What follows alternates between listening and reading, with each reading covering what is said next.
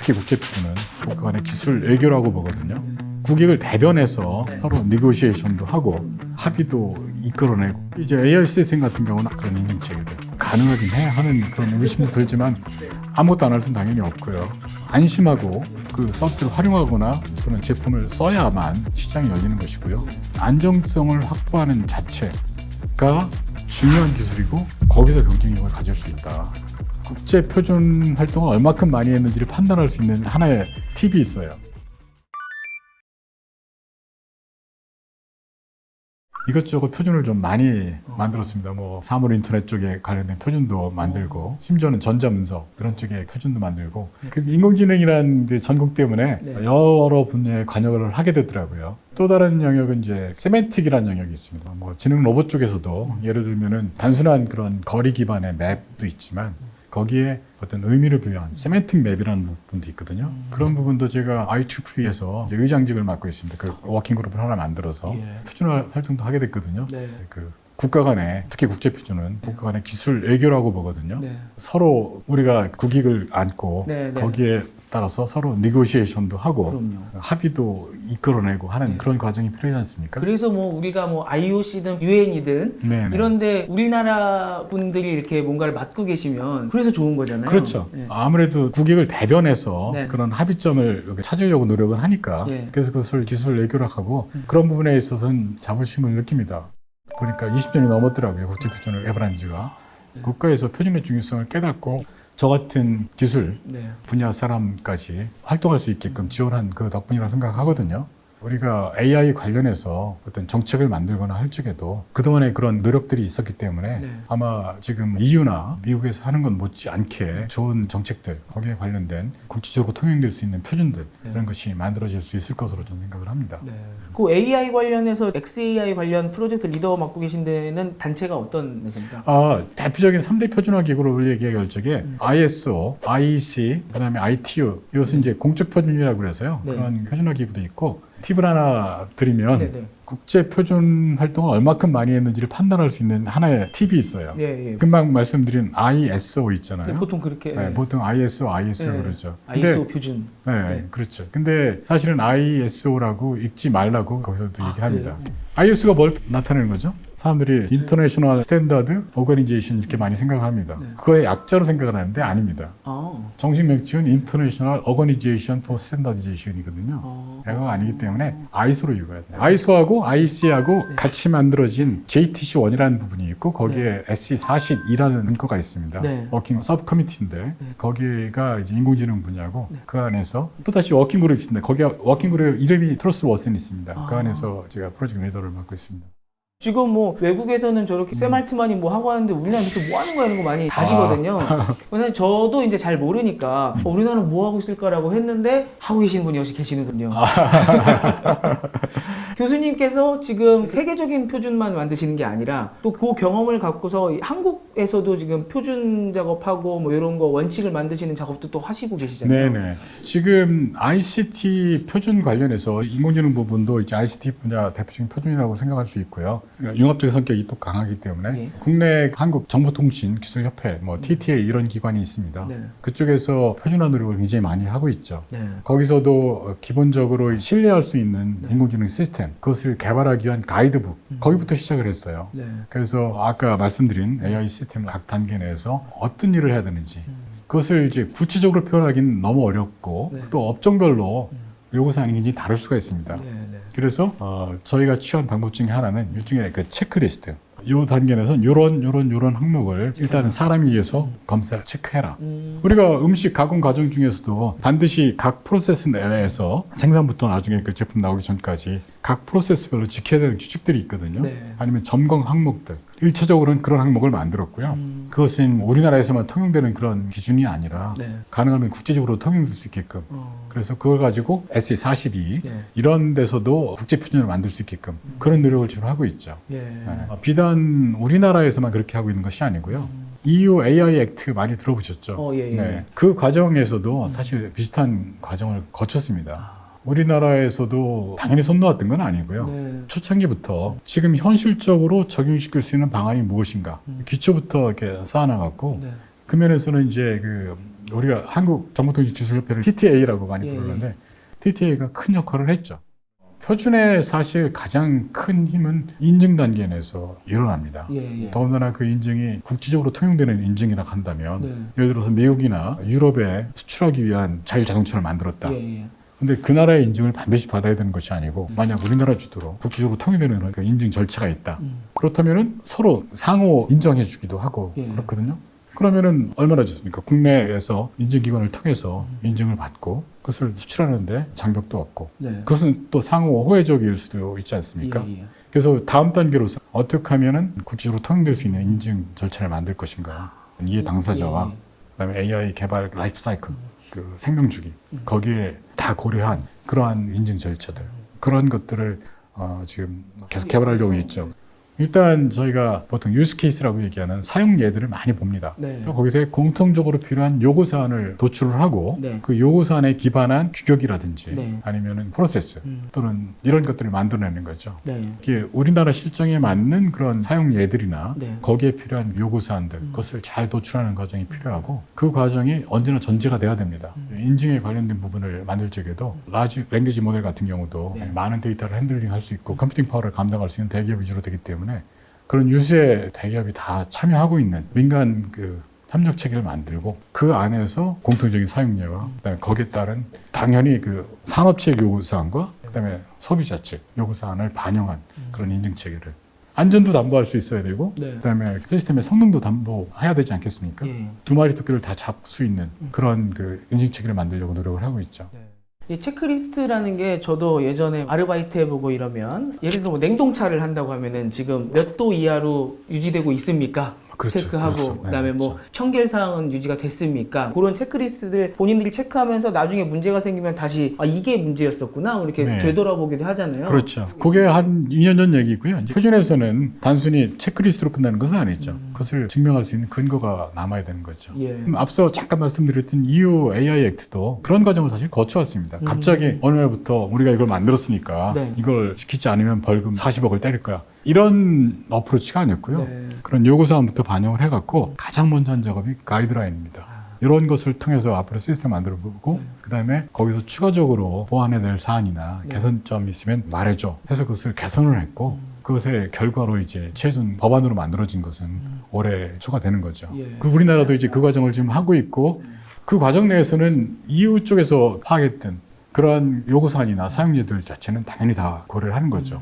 지금 세계적으로도 표준을 만들어 가고 있는 과정이기 때문에 그걸 또 이끌고 계시고 그 과정에 있어서 국제 표준이라는 게 어느 나라의 유지 케이스나 이런 게 좀 많이 담기느냐에 따라서 국익에도 영향이 있는 거잖아요. 네네. 근데 우리나라 같은 경우는 아까 뭐 체크리스트부터 시작해서 진행을 해 오셨고 그다음에 LLM을 만들고 있는 나라가 지금 몇 개 없다라고 제가 알고 있는데 그러면 이 LLM의 유지 케이스를 갖고 있는 나라는 몇 개 없는 거잖아요. 그럼 우리가 이 유지 케이스를 바탕으로 표준을 만드는데 도움이 되고 우리의 표준들이 국제사회에 영향을 미칠 수 있고 이러면은 좋은 거 아닙니까? 네네. 지금 그렇게 지금 해주시고 계신다라고 이해를 하면 되겠죠? 그 중에 일부를 아주 네. 아주 작은 부분에 기여를 하고 있는 거죠. 예. 근데 이제 국제 표준을 보는 관점이 뭐랄까 막 그간 경쟁 그다음에 선점 보호 네. 뭐 이런 관점으로 사실 볼 필요는 없을 것 네. 같아요. 우리가 유엔이 있듯이 예, 예. 합의해서 좋은 사회를 만들겠다 네. 하는 그런 근 취지가 있기 때문에 예, 예. 그게 더 중요한 부분이고요. 우리나라에 필요한 그 요구 사안도 또 놓치지 않고 예. 반영하려고 하도록 노력을 하고 있다. 네. 그런 큰 관점에서 봐주시는 것이 좋을 것 같아요. 너무 뭐 경쟁적 구조나 우리가 막 네. 거기서 이겨야 돼 막 이렇게 전투적으로 보실 필요는 없을 것 네, 같아요. 저희는 국뽕을 좋아하기 때문에 이렇게 또 하고 계신다 그러니까 갑자기 네, 이렇게 네. 국뽕이 올라요. 아까 제가 이해했을 때는 뭐 체크리스트 좀 쉽게 생각만 드는데 어떤 부분을 지켜야 되는지에 있어서도 기술적이고 되게 복잡한 이야기도 많이 있을 것 같아요. 아, 그렇죠. 그런 것도 조금은 그래도 저희가 못 알아듣겠지만 설명 좀 해주시면은 조금 더 신뢰가 가지 않을까. 네네. 제가 지금 현 단계 내에서 가능한 예로서 체크리스트 같은 것을 말씀드렸고 예. 거기에 대한 산출물을 말씀드렸는데 그것만은 아닙니다. 네. 그보다는 훨씬 영역이 크고요. 아까 그 대표적인 그 SE42 네, 네. 인공지능 분야 내에서도 여러분과 아까 내비했습니다. 트러스트 오스니스뿐 아니라 AI 자체 프린시플, 펀더멘탈 자체를 다루는 것도 있고 아니면 컴퓨테이셔널 그 에피션시를 다루는 부분도 있고 거기다 뭐 가버넌스 문제를 다루는 부분도 있고 다양한 영역이 있습니다. 그런 것들이 다 표준화 대상이고요. 제가 예시적으로 어떤 체크리스트를 만들었기 때문에 그것만 하면 되나 그렇게 오해는 일단 안 하셨으면 좋겠습니다. 그럼 기술적 조처 자체도 그런 표준화 대상이냐? 당연히 그럴 수 있습니다. 워낙 AI 발전이 빠르기 때문에 사실 어떤 면에서는 표준에 대한 리퀘어먼트도 챗GPT 전과 후가 완전히 다릅니다. 생성형 AI가 나온 이후로 처음에 잡았던 그런 컨셉들이 굉장히 변화의 필요성이 많이 생기고 있어요. 그래서 지금 제가 드리는 말씀도 현재 수준의 적합한 수준으로서 일어나는 일들이지 미래에는 아마 적합하지 않을 수도 있습니다. 또 바뀌어야 되네요. 네네, 그렇죠. 그런 유연성 자체가 사실 어떤 면에서 굉장히 필요합니다. 그러기 위해서는 표준에서 또 중요한 부분이 사실 개념에 대한 정의입니다. 그러니까 모든 표준은 그 용어에 대한 정의부터 시작하고 거기가 가장 중요한 기준점이 되는 거죠. 그래서 설명 가능성 자체에 대한 기준점도 굉장히 다르고 기술에 대한 분류도 거기에 따라서 좀 달라질 수는 있습니다. 그래서 표준 중에서는 이제 소위 말하는 텍소노미라는 표준이 있어요. 기술에 대한 분류, 개념에 대한 분류. 그 자체를 하나의 기준점으로 제시하는 거죠. 예를 들어 XAI를 얘기를 들면은 거기에 복잡도라든지 아니면은 표준화 대상 우리가 스코프라고 그러는데 스코프라든지 아니면은 모델의 디펜던시 이런 거에 따라서 분류하는 기술적 분류가 있습니다. 그래서 개별적인 기술 자체를 나열하는 것 자체는 빨리 발전하는 기술 내에서 좀 어렵고요. 계속 바뀌어 버리니까 만들려고 하면 또 바뀌고 만들려고 하면 또 바뀌고. 그렇죠. 챗GPT도 그렇지 않습니까? 뭐 6개월 전하고 지금하고 뭐 완전히 다른 세상 같은데 그러다 보니까 거기에 대한 최소한 분류 같은 것은 이렇게 좀 나눠서 하고 있습니다. 뭐 한두 달 전부터 시작하신 건 아닐 텐데 예전부터 하셔서 이만큼 분명히 만들어 놓으셨을 텐데 챗GPT 나와서 또 바뀌고 플러그인 나와서 또 바뀌고 좀 엄청 힘드실 것 같아요. 그렇습니다. 그 인증 말씀도 해주셨는데 이게 인증이라는 게 진짜 중요한 게 특히나 지금 챗GPT가 만능이 아니다라고 많은 분들이 느끼시고 계시는 시점이라고 앞으로 나오는 모든 AI들은 어디서 뭔가 인증을 딱 때려주면 인증을 주는 순간 야 이건 진짜 좀 믿을만한가? 라는 신뢰들을 얻으실 수 있으니까 그 인증에 대한 중요성이 그 어떤 산업보다도 클 것 같아요. 이게 안전한 거예요 라고 인증을 내려주면은 그 상품 가치가 확 올라갈 것 같거든요. 그렇죠. 네, 그렇습니다. 특히 이제 AI 시스템 같은 경우는 인증할 대상 자체가 자율적 지능을 가진 그런 대상이잖아요. 그러니까 정말 힘들죠. 그래서 아까 처음 얘기하신 것처럼 가능하긴 해 하는 그런 의심도 들지만 아무것도 안 할 수는 당연히 없고요. 그동안 해왔던 방법론을 적용시켜 가면서 계속 그 발전을 시켜 나가야 될 거로 생각합니다. 제가 제일 초반에 전통적 AI라는 말씀을 드렸던 이유 자체는 그것을 이렇게 큰 그릇으로 지금 하고 있는 머신러닝의 영역과 그다음에 우리가 지능 영역 이런 거에 대한 구분을 잘하고 그다음에 앞으로 그 발전 방향에 대한 추세를 파악하고 그 규모에 맞는 그런 정책, 그 규모에 맞는 표준 이런 것들을 만들어야 된다는 얘기죠. 너무 근시안적으로 현재 기술에 집중해서 정책을 만들어도 산업 진흥이나 또는 안전 보장에 도움이 안 될 거고요. 때맞춰 선제적으로 만드는 것, 예를 들어 타임 투 마켓 이런 얘기도 하지 않습니까? 표준도 마찬가지입니다. 필요한 시기에 적절한 선제적으로 만드는 부분도 필요하고 정책도 마찬가지고 좀 더 그 미래에도 통용될 수 있는 큰 틀에서의 그런 규제들. 그러니까 지금 아마 EU AI 액트 같은 거 보신 분들은 이걸 어떻게 이걸 법이라고 할 수가 있느냐, 너무 추상적이지 않느냐. 법이라 하면 당연히 우리가 이행을 시킬 수가 있어야 되는데 이것을 어떻게 이행할 수 있느냐 이렇게 모시는 분도 있을 것 같아요. 그렇지만 그게 출발점이고 거기로부터 각 필요한 영역별로 더 구체화시켜서 할 수 있는 방법들이 있을 거로 생각하고요. 그런 노력은 지속적으로 해야 된다. 아무리 바뀌어도 그렇게 말씀을 드리고 싶습니다. 이게 기술도 그렇고 모든 산업도 그렇고 발전하고 있을 때는 말도 안 되는 속도로 막 치고 올라가는 것 같다가 어느 순간 성숙 단계에 올라가면은 이게 곡선도 약간 완만해지잖아요. 그때가 되면은 뭔가 세부적인 것도 다 정할 수가 있고 이렇게 되는 거지만 지금은 너무 빠른 속도로 올라가고 있는 상황이라서 조금 더 넓은 틀을 쳐놓고 이 안에서 우리가 많이 발전할 수 있도록 일단은 펜스를 쳐놓고 그 다음에 이제 어느 정도 성숙화 됐을 때 말씀하신 것처럼 좀 더 디테일하게 지켜갈 수 있도록 그렇게 해야 되는 게 아닌가 알겠습니다. 뭐 홍 기자님의 내공이 그냥 느껴집니다. 아주 그 비유적으로 네. 정확하게 표현을 하시는 것 같아요. 감사합니다. 선행적으로 하지 않으면 헐리우드 영화 보면은 맨날 모든 게 벌어지고 나서 경찰차 출동하듯이 후행적이 될 수밖에 없다. 네. 이렇게 말씀해 주시는 것 같아요. 네네. 근데 근본에는 결국 참여와 관심 문제인 것 같습니다. 지금 우리나라 표준화만 보도록 하더라도 네. 지금 작은 중소기업 같은 경우는 사실 표준화 인력을 별도로 넣을 수도 없고 그렇기 때문에 저 같은 이제 교수 같은 사람들이 표준을 많이 만들거든요. 네. 최소한 그래도 요구 사안이라든지 그다음에 좋은 유즈 케이스라든지 사용례라든지 네. 이런 것들을 통해서라도 이렇게 기여도 하고 참여도 하고 하는 것들. 네. 국내에는 그런 표준을 만들기 위한 뭐 위원회도 많이 구성되어 있고 의견을 모으기 위한 포럼도 구성을 하고 하는데 그런 부분에 대한 참여. 단순히 내 의견을 제시할 수 있는 것 자체, 그 자체가 큰 도움이 된다. 네. 그래서 너무 원론적인 얘기지만 네. 결국은 참여와 관심이 굉장히 중요한 것 같습니다. 그러니까 AI를 조금이라도 이용해서 뭐 서비스를 만드신다거나 기업들이 AI를 조금이라도 사용하실 거면은 관심을 좀 가지시고 네. 그다음에 인증이나 이런 거 있구나 이런 것도 좀 미리 알아보시고 네. 그러지 않으면 이제 나중에 다 만들고 나서 이거 있었네 이렇게 네네. 되버리는 그럴 수도 있죠. 네. 많은 중소기업 같은 경우 특히나 뭐 인증이라든지 네. 그다음에 검증이라든지 규제 그러면은 굉장히 네거티브하게 아마 생각이 드실 거예요. 네. 왜냐하면 추가적인 공수가 들어가야 되니까 그쵸. 이 과정 내에서 이걸 내가 이거 뻔한 것을 이건 체크를 해야 돼. 네. 그다음에 거기에 대한 증빙을 만들어야 돼. 네. 지금 제품 만들어서 서비스 개발해서 제공하기도 바쁜데 이거 경쟁력 떨어뜨리는 것 아니야?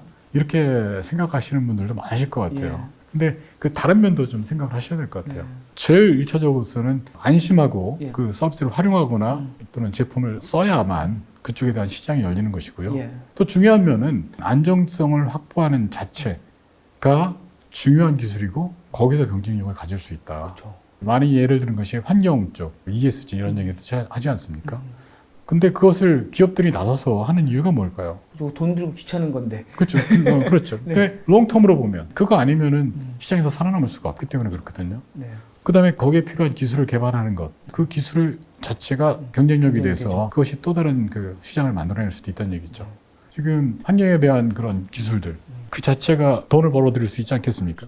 저희가 그냥 쉽게 생각해보면 이 먹거리도요. 저 어렸을 때만 하더라도 싸면 무조건 잘 팔리고 이랬었는데 요새는 하다못해 계란을 사고 우유를 살 때도 거기에 뭐 몇 등급 네네. 아니면은 뭐 방목한 닭 이런 네네. 것들을 찾으시잖아요. 네네. 그럼 뭔가 우리가 더 안전하고 좋게 만들었어. 믿고 먹을 수 있게 만들었어 라고 하면은 고급화 전력도 가능하고 그러면 잘 팔리잖아요. 네네. AI는 특히나 신뢰에 관한 부분이 지금 화두가 되고 있기 때문에 이런 거를 잘 신경을 쓰셔서 미리미리 챙기시면은 AI 고급화 전략 네네. 더 훨씬 더 사람들한테 선택받을 수 있는 그런 서비스를 만드실 수 있지 않을까 네네. 오늘 들어보니까 그렇게 생각을 해요.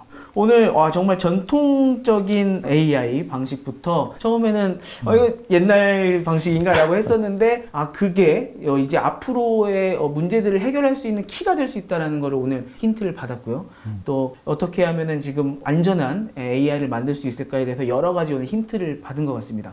오늘 일단 아까 국뽕이 한번 좀 차올랐었는데 일단 이렇게 국제 표준을 만들고 AI와 관련해서도 이렇게 노력을 하고 계시는 분들이 우리나라에도 또 혼자 다 하시는 건 아니잖아요. 당연히 그렇죠. 많이 계시잖아요. 네, 많은 우리나라에. 분들이 계시고 네. 네, 그분들한테 제가 누가 안 됐으면 좋겠습니다. 제가 네. 나와서 너무 앞으로 많이 모시겠습니다. 네, 그래 주시면 좋겠습니다. 네. 네. 여태까지는 이제 그런 전문가분들은 저희가 많이 못 찾아뵀었는데 오늘 보시면서 우리 이렇게 하고 있구나 이렇게 자부심도 느끼실 것 같고 앞으로도 티타임즈도 그런 역할을 하시는 분들도 많이 조망될 수 있게 티타임즈도 노력을 한번 해보겠습니다.